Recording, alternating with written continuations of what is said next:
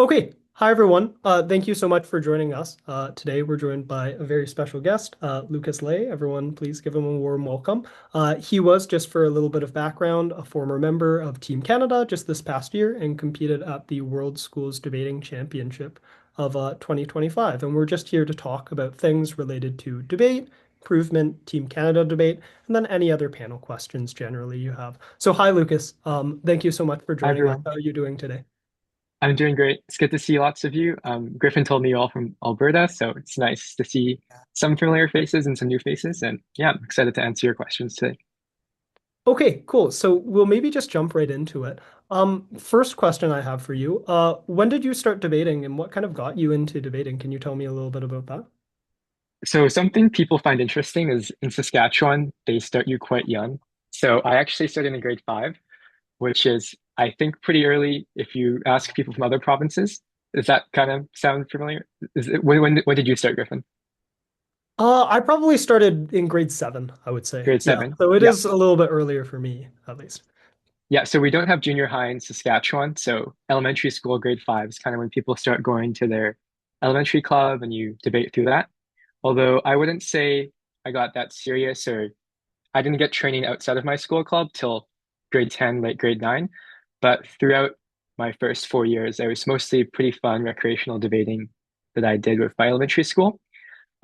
Particularly what got me into it at the start was just my parents the first year. They told me I was a pretty shy, reserved kid, and they're like, "Yeah, you need some public speaking skills." So they pushed me to debate. Didn't like it much my first year, but my grade 6 year, my partner was my best friend, and we just had lots of fun going to tournaments, and I kept going at it. And then I found I was naturally quite good at some aspects of it, which I think just reinforced it. And then I guess I fell in love with the game, and here I am today. Yeah. Yeah, maybe to dive into that a little bit more specifically, can you tell me a little bit more, maybe grade five, six, or seven, what kind of some of your practices looked like in comparison to when you started getting coaching outside of Hmm. maybe your typical school, what that looked like?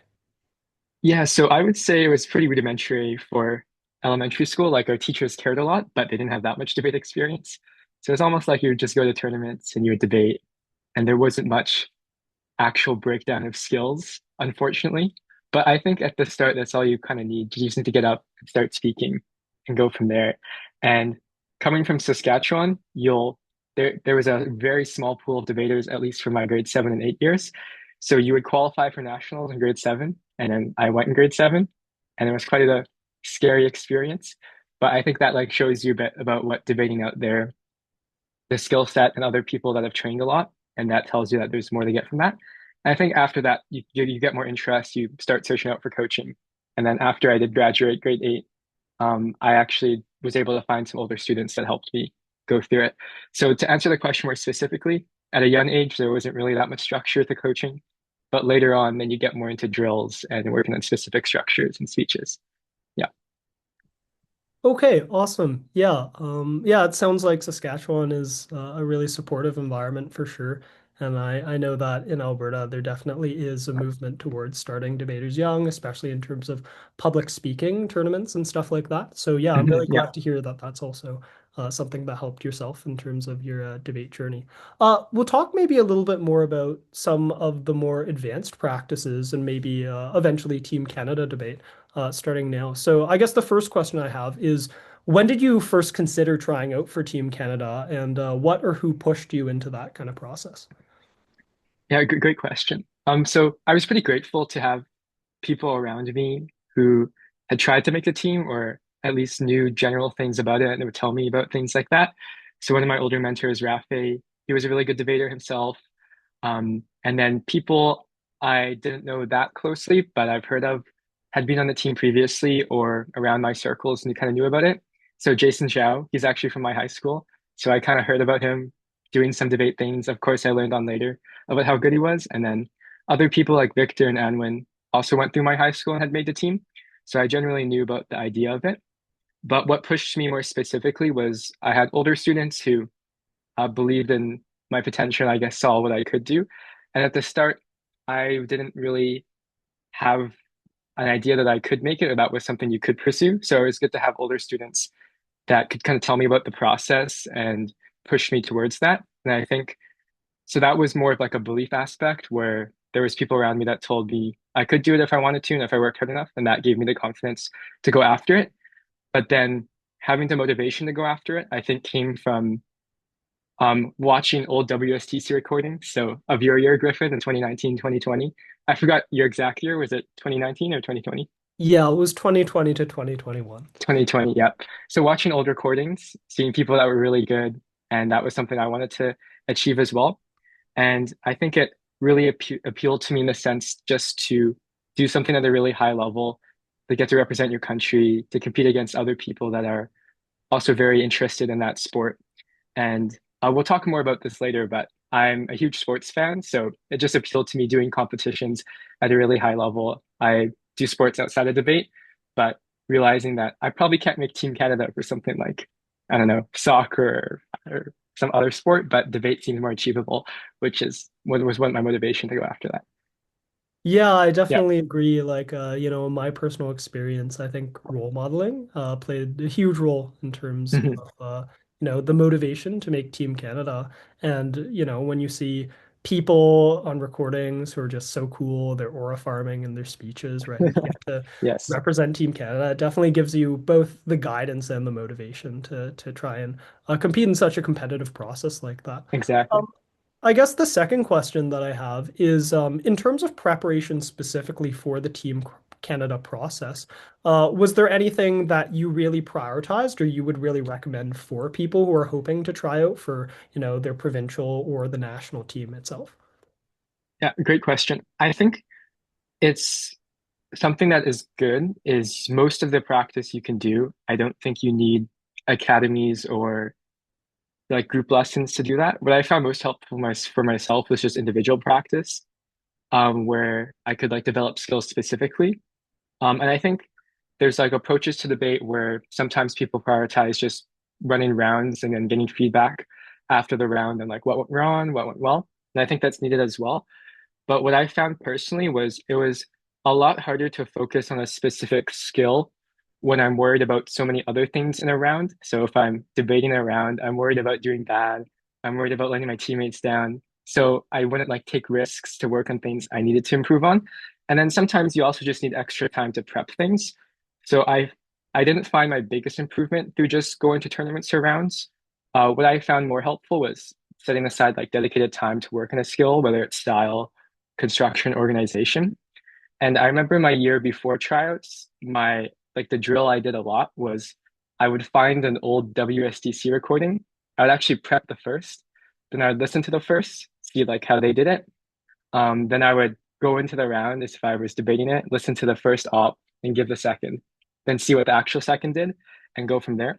And I found that really helpful because you could go at your own pace. So if you need more time to prep structure or organization, you can do that. And then you also get to see what the best debaters in the world do from that. So because of that, I've probably watched quite a few WCC recordings over the year and can quote too many things, but that helped me a lot. So yeah, I think like if you're working on style, just find old speeches that you like, try to replicate things, try to isolate specific skills and work on that. And I think that's the most helpful, at least I found for myself.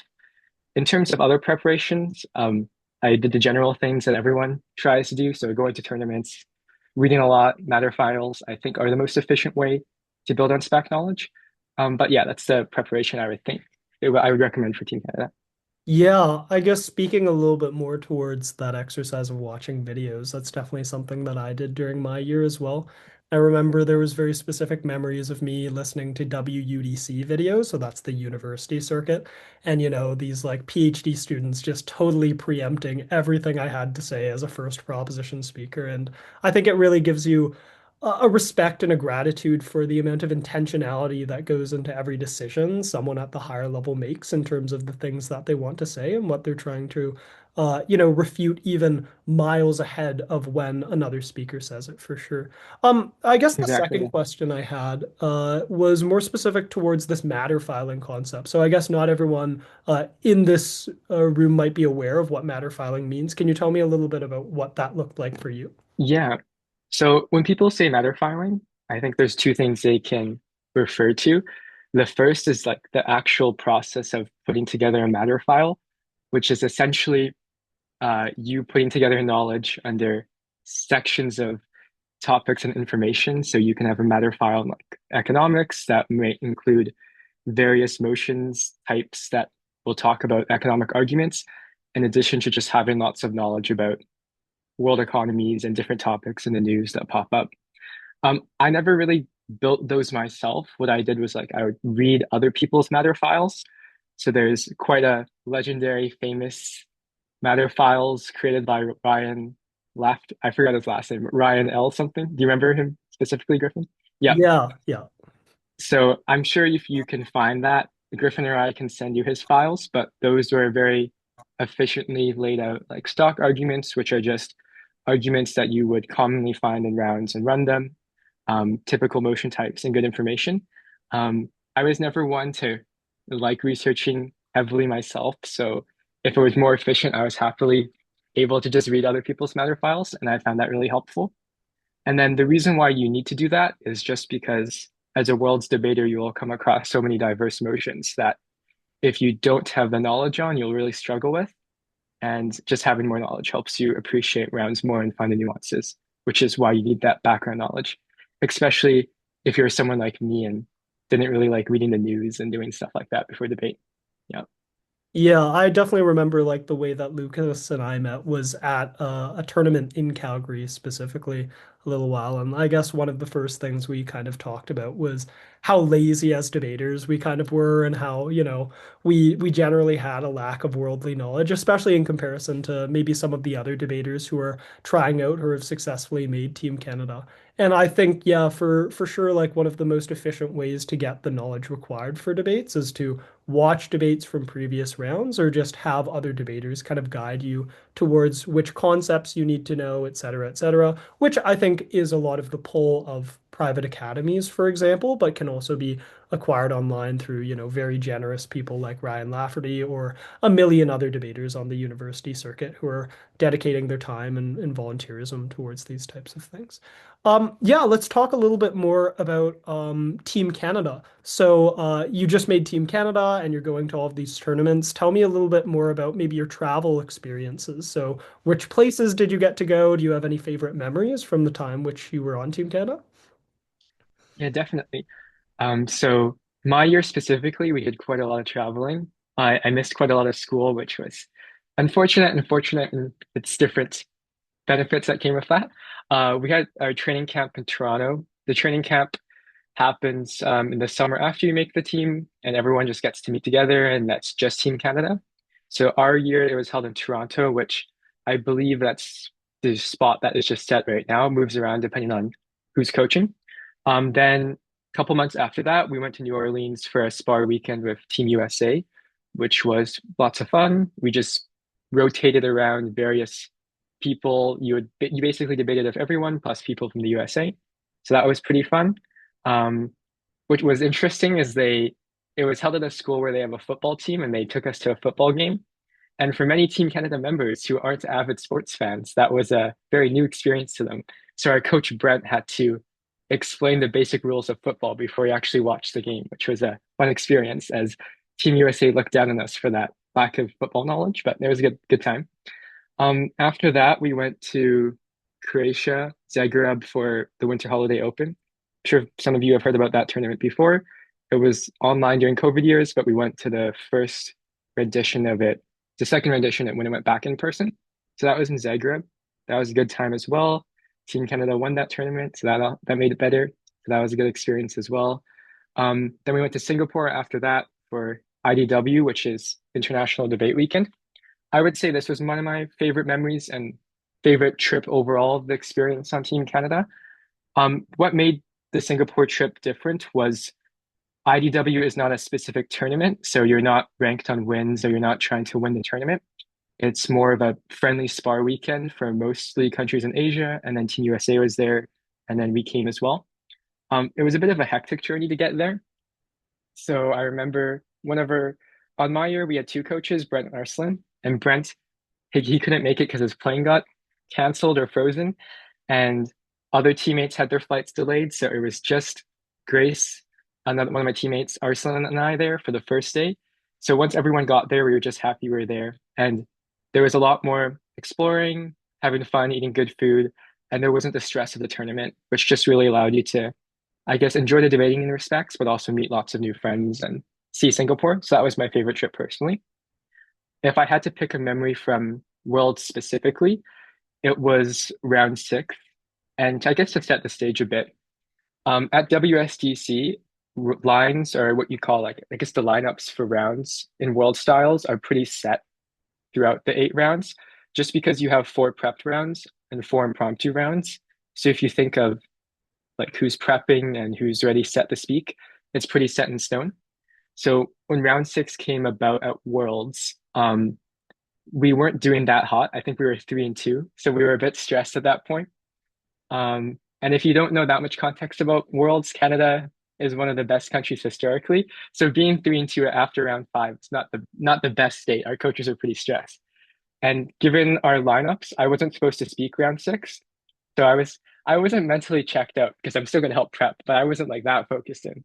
And then they play these things called motion music, which is I'm sure you guys have seen it before. Before a motion, they will play music that is supposed to be related to the theme of the round. So they started playing Stand By Me by Bernard King. Does anyone know that song? Stand By Me? No. Some people? Okay. Anyways, it's like a typical love motion that you would dance to if you were like at a prom or something. So when that song came on, it's called Stand By Me. I'm like, okay, it's probably a relationships motion. I'm definitely sitting out because Anne, our other first speaker, was in for those motions. But then the motion that actually came on was a sports motion.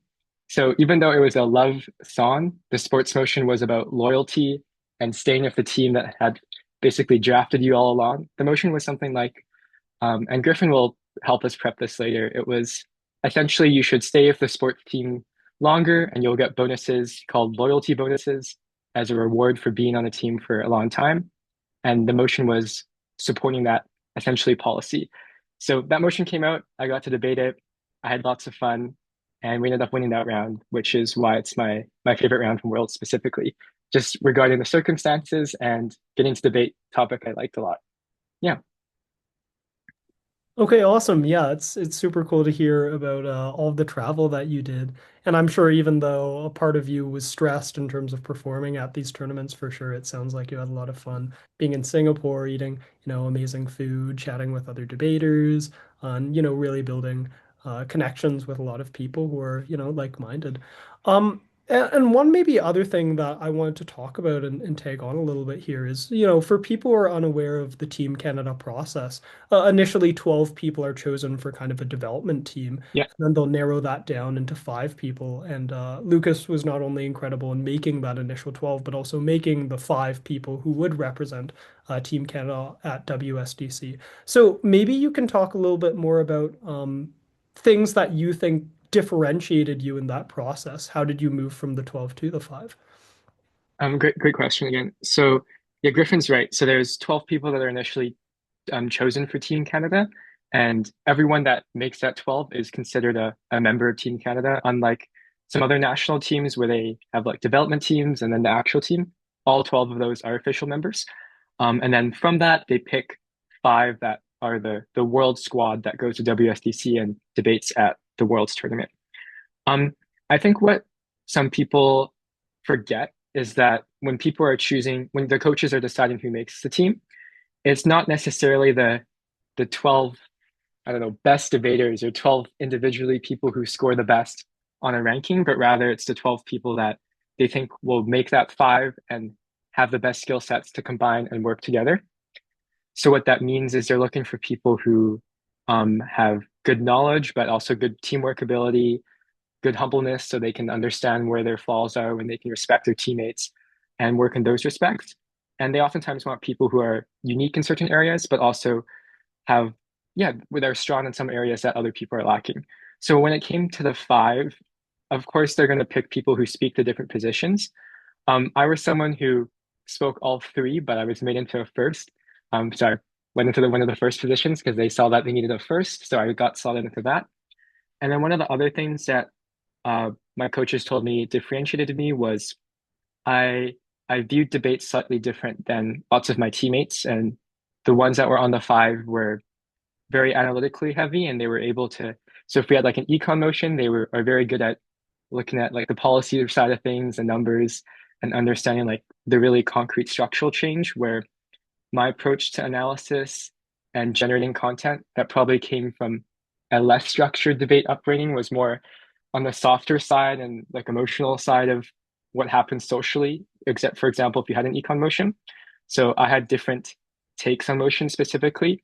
And I one of my strong suits was strategy, where I could kind of have a sense of where the rounds were going to go and where you needed to prioritize content, which was another reason why they chose me for the five. So I thought a bit differently than some of my teammates, and then my skills were able to fit well into the other skill sets that they chose for the five. So the five is not just the five best debaters, but it's who fits well in the team and works together. And I think that's something you should keep in mind when you're going to tryouts as well. Yeah. Yeah, I definitely remember as a little bit of personal experience. In my year, there were a lot of really strong analytical debaters for sure. And I remember one of the approaches from my coaches on the Team Canada year was not just to choose again, the 12 best debaters analytically, but also the debaters who showed some capacity to be different than others, some propensity for growth, stuff like that. So yeah, I think it's it's a process that I think can be really jarring because of how competitive it is. But to know who you are and to know what your strengths are in debate is, I think, really important for weathering a process like that. And I also assume that, speaking from your sports example in the football game, probably your sports knowledge definitely pretty heavily differentiated from the Yeah. pack in that regard for sure. Yeah, maybe we'll move past kind of the Team Canada talk. What are you Oh, doing can I add now? one thing, Griffin? Can I add Yeah. one thing? Yeah, I forgot to mention, I guess that one thing Griffin said earlier reminded me. Another great part of Team Canada was just getting to meet all of my teammates and people that and I mean this in a nice way, getting to know people really well that you otherwise wouldn't spend time with or meet really well because they just come from like different lives and different areas of Canada itself. I think that I found that really interesting. So one of my closest friends on the team, he comes from Alberta, Jinju Wang. I'm not sure if you guys have heard of him. He top spoke worlds the year before I was on the team, and he was one of the smartest, most interesting people I know. So I love Jinju very much. But a joke we always have together is that we probably we've slept together more than we'll sleep with anyone else until we likely get married because we've went on like what 6 trips together. We had to share a bed in Panama for like 3 weeks. So we're very close and yeah, so you make really good friendships with people. You have good memories of them. And it's nice to, yeah, build those connections with people you otherwise wouldn't become so close to. And I think it gives you different perspectives about how you see the world and visualize your life. Just because you meet these people so intensely, you have good memories of them, and you otherwise wouldn't be able to make those connections. So that's another aspect I really value on the team, not just from my teammates specifically, but other people from other teams as well. I still talk to and I'm good friends with. Yeah. Yeah, that's very well said. And hopefully for any Team Canada hopefuls, if you end up making the team to continue that Lucas Jinju energy by pairing up with any of the Sask debaters that end up making the 12 or the 5 as well, that would be good. So yeah, we'll continue on in terms of past Team Canada debate. Tell me a little bit about what you're doing now, what your life looks like now, and how has debate kind of impacted you in your future? That's a good question. So the first thing I would say personally, how it's impacted me is people always say like makes you a better public speaker, and of course that's true. But I think more generally, it's just made me a lot more confident about my life and what I do because I think going after something and seeing yourself improve, even if that doesn't mean making Team Canada, but knowing that you can improve and you see yourself do well in other aspects of that helps a lot. I think I'm someone who personally suffered from imposter syndrome early on in my debate career, where I think debate specifically is an activity that's really hard to gauge if you are improving or how you're doing, just because there's so many factors in adjudication that can change how you perceive how you do. What I mean by that is you can have a bad judge. There can be like bad lucks at motions. There can be partners that get higher scores than you and probably they don't deserve that. So there's so many things that can go wrong. And you have to learn to still like believe in yourself and realize that you are improving. And you have to like self-adjudicate yourself, even when things aren't going well. And I think as someone who before that wasn't as confident in my abilities. I would rely on lots of other people to like validate myself. Going through all of that, like even when I didn't have results coming in, but knowing that I was improving and then seeing the results at the end really helped me with my confidence there, knowing how to trust that I was improving, and then like the willingness to go after things. I think that was one aspect that I'm really happy debate has given me overall, which of course helps me in my future life. So I think that's one personal thing that I found really important. On a more practical note, what am I doing with my life right now? That was the first part of the question. I'm still at home in Saskatoon, Saskatchewan. I'm in a program called Biomedical Sciences. There's some other names to that. It's essentially just a pre-med program for medical school. So not the traditional path that most Team Canada debaters take. Griffin, you're still in Alberta as well, right? Yeah, yeah, I am. Yeah, so Griffin and I are kind of like the outliers where we stayed pretty close to home, are doing other things. And I would say debate has exposed me to the more humanities side, those career paths like law and etc., which I probably wouldn't have looked into as closely if I didn't do debate. And debate in some aspect has changed where I might focus my career later on in public health and being more related on the social aspect of healthcare. But still, I am more leaning towards heavy STEM areas just because my family influences and my interests outside of debate. So that's what I'm doing right now. Yeah. Yeah, it's super cool to hear that the lesson you kind of took away was one about, motivation and resilience. And yeah, I mean, to speak a little bit more towards that truth, like, Team Canada is, I think, a process that is, unbelievably competitive given, the amount of skill involved in Canadian debaters, the fact that the team is ranked as, one of the top in the world. And I think being able to learn some of those skills really speaks towards, a lot of maturity that it takes to be a part of the five for sure and to compete at the highest level of debate, not just raw debate skill in a lot of aspects. And yeah, I'm really glad to hear that there's another person who's sticking close to home, hopefully going into, for example, a medical background of some sorts. And I know a lot of debaters choose that pathway as well. And so, yeah, it's really great to hear, the fact that Team Canada doesn't necessarily mean that, you're forced or you're shoehorned into any specific form of life, like I think a lot of people think. And yeah, there's a wide diversity of people involved in Team Canada debate with a wide diversity of dreams as well. Yeah, so let's maybe move on to the next question. What is something you believe that most high-level debaters in the Canadian circuit, at least when you were in high school and kind of involved more, could improve on? I guess two skill related things and then one kind of broad philosophical rant I might go on. But more specifically, skill wise, I think the first is on uniqueness, where of course you will be inspired by role models and you'll look up to people who are speaking better than you at tournaments and you'll see things they're doing and want to be as good as them, which is good. And you should take things from them that they're doing well. But I think what sometimes people lose is what makes you the speaker you are. And I think you should try to improve and still be unique to yourself because from a Team Canada perspective, one thing the coaches would always stress is that they don't want five cookie cutter debaters on the team that all sound the same, that all think the same, that all analyze the same way. And I think from just even a judging point of view, it's really tiresome and mundane to hear the same people that sound the same and do the same things.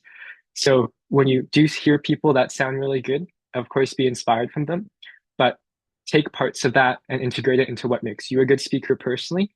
And I think being unique and doing things that are a bit different, but you still are able to do well that you're naturally good at is something that's really strong. It likely means that you will perform better because you are unique and you are working on things that you are strong at. So I think develop a unique style and a unique way of approaching debate. And of course, you will have to adopt standardized things, but I think being a unique speaker is very helpful to stand out. Um, I guess secondly, the second thing I would say most high level debaters need to remember and not necessarily improve on, but is I would say don't lose sight of the debate outside of the debate land. And what I mean by that is people always complain about parent judges like giving you the wrong call, which is probably valid in 9 out of 10 times. But I think there is some truth to that where sometimes debate gets too much about the metagame and all these rules and technicalities and matter dumping here and there. But I think at the core of debating is being able to convince and being persuasive and not just winning on small rules, technicalities, but actually just convincing someone emotionally. And I think Anushka, she wrote a post about this a while ago where she said something like, sometimes the competition of debate ruins the art of the style and what you're speaking like. And I think the bigger message there is sometimes debates, you do have to remember that at the end of the day, although this is a competition, it's also just about explaining ideas and talking about things to convince other people and exchange ideas, what's bad about them, what's good about them, and to try to improve the world. So I think remember that. And I think remembering that actually makes you a better debater because it means you don't fall in these rabbit holes of just making things sound very economical or terms that don't apply to real people.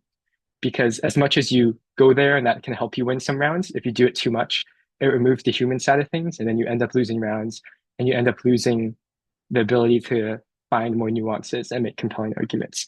So I think remembering that people are human and that's not necessarily a flaw. It's good that there is some motion to debate that keeps it interesting and good to listen to, I think is something to remember. Yeah. Yeah, that's a really beautiful message. And I think you definitely see that maybe even more on the university side of things than the high school side of things, where the judges are also debaters themselves and can keep track of advanced arguments. There's so many points flying around. And even when you look at, some of the top debaters, I'm thinking, World University Debater Championship finals of 2016, Bo Seo or Ashish Kumar, these are the debaters who Lee Chen Wei, Jason Zhao, they're definitely focusing a lot more on the poetry aspect of things, I think, and presenting arguments in a way that makes people want to listen more than them just being factually or analytically true. Which is it's really nice to hear, a debater like yourself who performed at the highest level be able to say, let's take a step back from a lot of the analysis and just establish the human connection within your speech for sure. Cool. Just one final question, and then we'll jump maybe more into the open question answer period. What are some resources you used and you would recommend to people looking to improve in debate? I know you mentioned a few of them already, but if you could just Yeah. reestablish those and then add any more that you think would be helpful. Yeah. So as Griffin and I kind of mentioned before, I think a good aspect of debate is that you can probably find all the resources you need online already. So there's YouTube that has infinite amounts of debate recordings that you can watch, good ones, or any WSDC rounds, good WUDC rounds as well. Those are really good to see how debaters interact and they deal with different claims. And then in terms of matter files and specific content, I think most of those should be available as well. If you just search them up or ask other friends in the debate community who have them, you should be able to get access to those. And then outside of those, resources that people should look into, I guess my coaches would always say read the news, if you can. I read The Economist, The New York Times, the most when I was on the team, and I that's all I guess I have for resources specifically. I think I know my circuit pretty well. I don't know Alberta as well, but I'm sure Griffin can have ideas for you there. But I think hopefully the debate community there is still one where money is not the primary thing that allows you to access that. Hopefully, there's still people that volunteer and coach as well. And if you are in a position that there are people not as good as you that are looking for help, always make sure that you're able to help them and guide them in the right direction. Yeah. Yeah, I guess maybe another resource that I would stress for sure is I think people look past the value of teaching others debate, especially those younger than you, and then the Mhm. value of judging in debates as well. I feel like both of those are pretty humbling activities that teach you a lot about the fundamentals, ways that you explain things to people that might not know those concepts, and reinforce a lot of things for sure as well. Okay, yeah, thank you so much for some of those pre-prepared questions. We'll maybe open up the question and answer period to anyone else who would like to have a question that they've come up with either themselves or they know of from someone else who they might be speaking on behalf of. So yeah, does anyone here have any questions for Lucas now?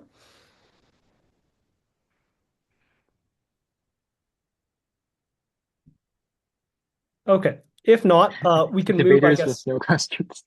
Yeah, that's okay. If there are any other questions that come up, feel free to type them in the chat. Maybe we'll move into discussing the motion breakdown from that WSDC 2026 round six.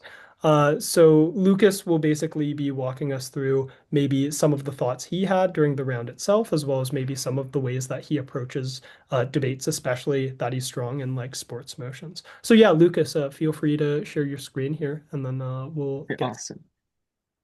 Are you able to share from your end actually, and then I Yeah, can type in for the doc? Okay. sure.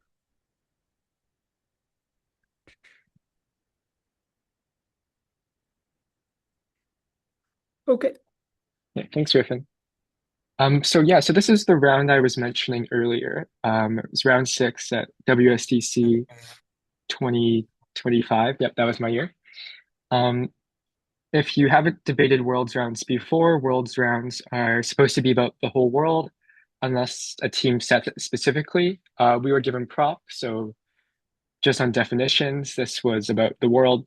Not much else to add about where this is taking place specifically. So we get this motion. What do you want to do when you're looking at it? My first instinct when I'm given a motion that's like adding a new policy or changing something about the status quo is trying to figure out why they set the motion and what problem is being addressed from this motion. Because if you're trying to change something about the world, usually the people setting it have a certain thing they think needs improvement. So the problem that I identified this motion of having when I was prepping this is a few things in sports. So if you watch sports, I'm not sure if I hope lots of you do. One problem is players will not stay with the teams that drafted them. And what that means is like lots of fan bases lose out. I'll write this down. Players leave teams that drafted them. So essentially, what this looks like is there's a big change in player movement and I guess player agency, which you could argue is a good thing. And I think in many aspects it is. But what happens is that there might be an overcorrection of this where too many people leave teams too early or big markets get all the best players. Because if there is lots of movement and there's no incentive to stay with the team that you originally drafted with, then obviously T players will go to the bigger cities and people lose out. So what is the problem of that problem? It's smaller markets struggle. And another aspect of that is there's one of the clashes that we can discuss later in this debate was the idea of whether having like longer teams that stay the same for a long time is better than teams that change very often. And I would identify, especially if you're on prop, that teams that are, I guess, similar for that stay the same are better than teams that change a lot. And the reason why this might be the case is that let's say you're like a sports fan of a team. One of the things that is most compelling about watching sports is the storyline, following your team, having emotional investment. And if you're say you're in England and you follow a soccer team, even if that team sucks, and even if you only win a couple games, it's much more empowering if those players are the ones that like you have jerseys from, that you remember when since you grew up, the same people that I guess they're probably old now, but having people that play for the same team for a while just gets a lot more investment and the storylines are there and you go with them throughout that. So you can imagine if people are moving around so much, there's less team identity and people lose out on people they really like. So I think that was the problem identified in this debate. Going outside of that, then, okay, we have a question. I got a question in the chat. I will answer it quickly before we go on. Okay, never mind. This is a question I probably shouldn't answer publicly. We'll talk about it later then. I'll message you later in the chat. Okay, let's keep going with this motion prep. So that's the problem I identified, which is there is too much player movement, and that's what's going on. The next thing I think you should always talk about is trying to find real world examples of what is going on and similar policies to this as happening. So finding precedent, but also similar things that have happened and why that might be going on. So examples that immediately come to mind for me is I've watched a lot of the NBA. So there's like Damian Lillard. Um, this is a very specific example. He's an NBA player that stayed in one team for a while and moved away. Other examples, I'm actually blanking right now. But yeah, try to find examples that have happened. There's things like the luxury tax, which is also another tax on sports teams regarding how things go.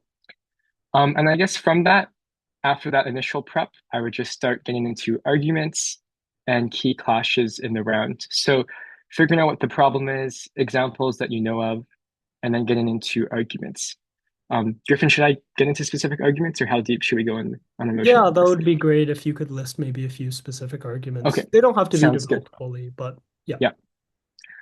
Oh, okay. So one other thing I forgot to mention about the initial prep is a problem that people usually have about sports rounds is figuring out what the purpose of sports is and how you want to frame the purpose of sports and the value of it in the round. So again, when we're looking at this motion, now that we know what the problem is, we want to figure out what is the value of sports. And I think from proposition in this debate, we frame that as community ties, just entertainment value, and I'm trying to remember what else we did. I think those are the main ones. So from that, you can kind of figure out what your arguments should be from that. And then looking at that, you want sports to be more entertaining. You want communities to be able to be closer from that. And after you establish that, your arguments should be able to flow pretty specifically from that. So I think if we're looking at this motion, the first obvious argument is this makes sports more engaging and entertaining. And I guess a better label for that would be um, players stay on their teams for longer. This was the main argument we ran in the round, if I can remember more. And the context of this argument is that when players stay on their teams for longer, fans have more enjoyment. Systems are better able to be developed, and you have more league parity. This is a specific subpoint under this that makes sports more engaging. So an issue currently is teams won't invest in star talent, especially if you're a small market team, because in a world where there is no incentive to stay with a team for a long period of time, then you just lose the players you develop. Whereas on proposition, if there is an incentive to stay with teams for longer, smaller teams can invest in their players and retain them. This also helps smaller teams as well because the league is giving bonuses to people that stay there. So this money is not necessarily coming from the pockets of these small teams as well. We modeled that from prop. This is a bit specific to the round again. So again, smaller teams can retain players. And then from that, we just said that led to more engaging sport because people get players that they care about more and that there's usually more fairness that comes from that. So that was the overall big argument we ran from prop. I I should be able to remember other things. Oh yes, we ran a small argument on the community as well. Usually there's always an argument on community ties and benefits that come from that. I think our mechanisms here were that if players stay longer in an area, they they get more ingrained in caring about it. That was the essential argument. So a good example of this is again, if you go back to Damian Lillard, who was a player for the Portland Trail Blazers, the fact that you have to stay in an area for longer or you view your career as being there long term means you're more likely to buy a house there, move your family there, care about that area more, and you're more likely to be involved in that kind of environment. The fact that sports teams also, again, would have similar players likely means that the fans are less like bandwagony and care more about what they're doing. So you build more like fan clubs and also care more about bringing up smaller talent. So yeah, those are my general thoughts on this sports motion. I'll give it back to Griffin for what we will do next. Okay, cool. Yeah, thank you so much for breaking that down. I know a lot of debaters that I know especially have a lot of trouble with the value of sports content specifically. So it's really good to hear, the way that you frame some of that content and the way that you guide those sports motions for sure. Okay, that's basically all that we have planned for this chat. I'm wondering if anyone here has any final questions for Lucas before we end off. Yeah, Sarah, go ahead. Who was the most like who was the debater that inspired you the most that you worked with? Great question. The person who inspired me most was my longtime personal coach. Her name is Wendy James. She's from Saskatchewan. She coaches Saskatchewan debaters. She was a Team Canada coach in 2018, I want to say, maybe 17. And the reason why she inspired me was she always pushed me to do better, but she wasn't that results orientated. So she cared a lot about just how I was doing personally and whether or not I was getting fulfillment from the activity. And I think something she really stressed was like more of the mental aspect, where I see a lot of debaters try out for Team Canada and they have the skill to make it, but it's really stressful, of course, and they sometimes can not perform their best under pressure. So she helped me, I guess, like understand a lot of my mental game and prepare me for tryouts. So because of that, she's probably the person I look up to most for debate and otherwise outside of life.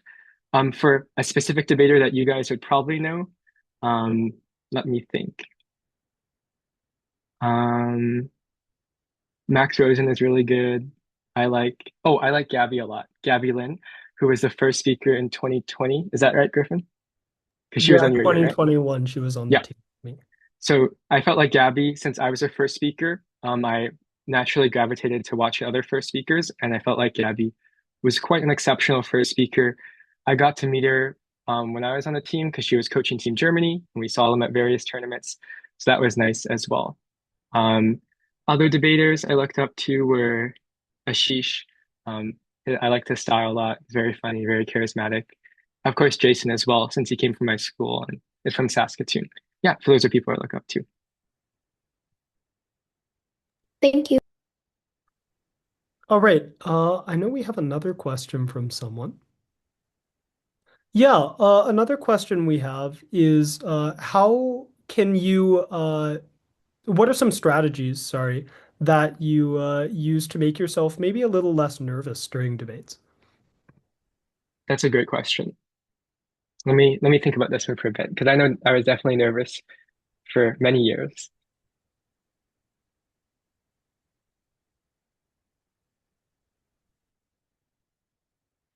Mm, I think the first is you should always realize what you can control and what you can't control. Um, and saying that helps you understand that there are some things outside of your control, but I think accepting that helps a lot in realizing what you can control. So if you're giving a speech, realizing what you are capable of helps you. I guess it's sometimes hard, but understanding what you can control and what's out of your control allows you to focus on what you can control. Um, More specifically, what helped me a lot was, I guess, having looking at past things you've done well. I guess it's easy to have confidence when you've done things that you've succeeded before and you can look back at those. And that helped me a lot after I did have some success.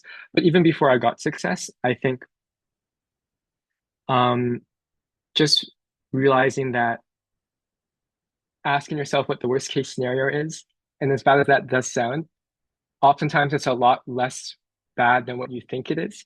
So if you think about it, you're giving a debate speech, and maybe you're nervous about doing bad, but you probably won't do as you're at the most likely case scenario is you give an average speech, and your average speech is probably still pretty good. And even if you give one average speech in a debate tournament, that's fine. You can improve on in the next round.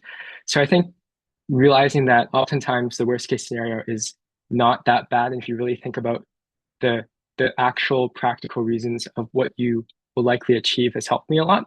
So one thing my coach, now that I'm remembering things, did well is she'd be like, "Why are you nervous?" And I would talk through it. I'd be like, "Oh, I'm nervous because I think I'm gonna do really bad and I'm gonna look really bad and everyone's gonna think I'm bad." And then she'd be like, "Lucas, is that actually what's gonna happen? Is that the likely outcome of what's gonna happen?" And I think the most probable answer is probably not, that you are probably too hard on yourself And there's like the unconscious in your mind that's trying to protect you from fears. But if you break it down and you know your skill level, you will probably give an okay speech and an average speech. And even if you do give that, that's fine. It's not the end of the world. There's more tournaments that are happening. So I think asking yourself what can actually go wrong can help you realize it's not that bad. Removing yourself from the results and taking it round by round also helps people. So I think that's the main strategy that helped me was asking myself what actually is the worst case scenario, and usually it's not that bad, if that makes any sense. Yeah. All right. Any other questions for Lucas? So I will read a question out from the chat I got. It says, in university debate, is it hard to manage classes and your degree with competing, and do you recommend continuing in university? Does it have certain benefits, such as community, etc., as high school debate does? Um, I hope Griffin can help answer this question as well, as I just started university. And the first tournament I actually went to is where I saw Griffin in Calgary. So I haven't had that much debating experience in university thus far. I still coach quite a lot, and I would recommend all high school debaters to coach after they finish high school, even if they aren't competing themselves, because you give back to the community. I think it's really helpful to develop yourself as a mentor and someone that does is able to pass on that skill and knowledge and find fulfillment in helping others. So I would say definitely do coaching. And I think it's just like a personal choice if you continue to debate outside of high school. If you find it fulfilling, if you enjoy it, then yes.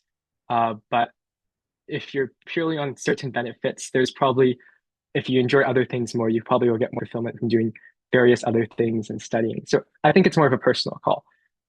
Me personally, I was quite burnt out after Team Canada, so I took a couple months break. I haven't really debated much, and I likely won't go to that many tournaments for the foreseeable future. So it's just a very personal thing. Good question though. Yeah, and to speak a little bit more towards that, I think that university debate is a very specific community. If I think some of the benefits of high school debate are definitely university applications and admissions, which I think slowly people care a little bit less about. Like the value of making Team Canada debate to get into Harvard University is not comparable to the value of winning the World University Debating Championship and applying to, for example, any other position that would require you to have, for example, internship experience or more direct experience related to the job. I do think that the community is definitely wonderful, though. It's really nice. I think one thing that people maybe, especially in the high school or the junior high stage, don't understand maybe quite as well is the value in a community that makes you feel special and a community where you can meet other like-minded people. I think the transition from high school to university is hard for a lot of people because you lose a lot of the friends that you were very close to if you go to foreign universities. Classes are structured in a way that is not conducive towards you making friends very easily. And so the value of that community is very special for a lot of people in ways that I think I cannot lecture you about necessarily, but you'll have to experience for yourself. But if you ever find yourself in that situation, I would highly encourage you to join university debate. Okay, any other quick questions for Lucas before we end off here? No? Okay, if not, thank you, Can I say Lucas. one last thing, Griffin? Yeah, go ahead. Yeah. I guess my last piece of thoughts would be about Team Canada in general. I think if you're considering making the team, I encourage you and I support you in your journey. But I think it's important to always ask yourself, why do you want to make the team?